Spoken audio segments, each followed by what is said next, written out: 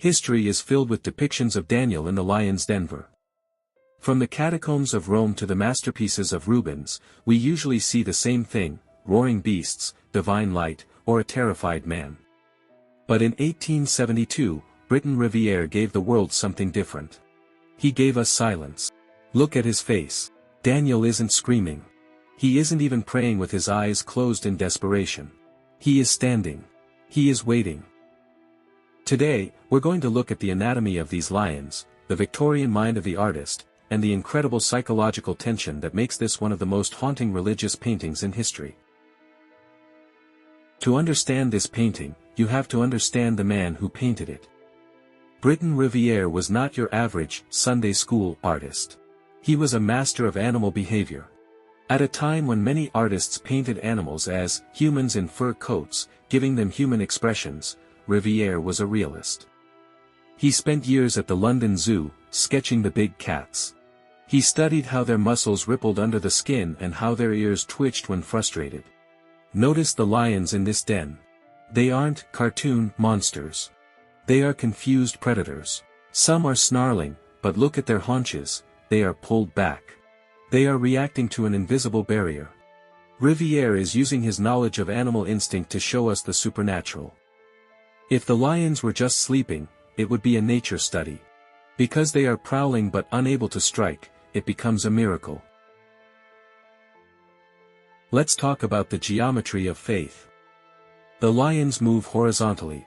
They pace. They circle. They represent the restless, chaotic nature of the world. Daniel, however, is a perfect vertical line. In art theory, vertical lines represent stability, divinity, and strength. He is the anchor in the center of a storm. Rivière made a conscious choice to bind Daniel's hands behind his back. Why? Because it heightens the stakes. Most Daniel paintings show him with hands raised in prayer.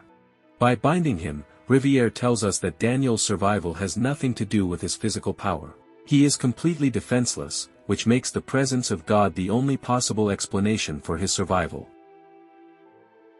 Where is the light coming from?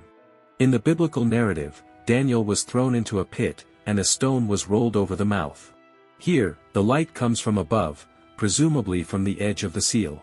Rivière uses a limited, earthy, palette. Notice the ochres, the dusty browns, and the cold grays of the Babylonian masonry. There are no bright, holy colors here. No gold leaf. No glowing halos. The holiness in this painting is found in the contrast. The light hits Daniel's white hair and his simple robe, making him the brightest object in the room. He is literally the light of the world in this dark place. But look at the shadows. The shadows under the lions are deep and heavy. It feels claustrophobic. You can almost smell the dust and the scent of the beasts. Let's look at the lions as individual characters. The lion in the far back, staring intently. He's waiting for a moment of weakness. The lion to the right with its mouth open. He represents the raw, unbridled threat of death. The lion closest to Daniel's feet. Its head is bowed. It looks almost like a house cat that has been scolded. This is Rivière's genius. He shows us the three stages of a miracle: resistance, confusion, and submission. The lions aren't friends with Daniel, they are being held back. If we look past the lions and Daniel, we see a wall that isn't just a generic dungeon. Briton Rivière was a frequent visitor to the British Museum, and he was painting at a time of Assyriomania, a period where the Western world was rediscovering the lost cities of the East. Look at the low-relief carvings on the wall behind Daniel.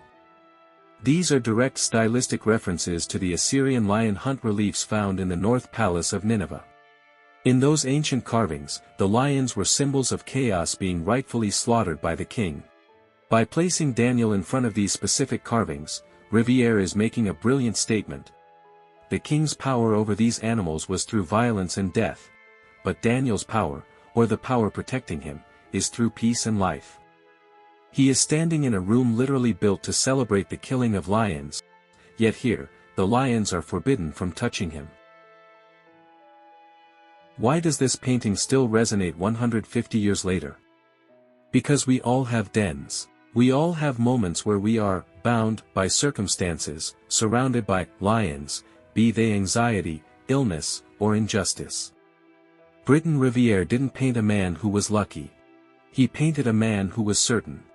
Daniel isn't looking at the lions because they aren't his problem. He is looking at the light because that is his source. When you walk away from this image, remember the silence. Sometimes, the greatest sign of power isn't a shout or a sword, it's the ability to stand still when everything around you is roaring. If you found value in this story, like the video and subscribe for more paintings explained this way. And comment below, do you think Daniel's strength was faith, or certainty?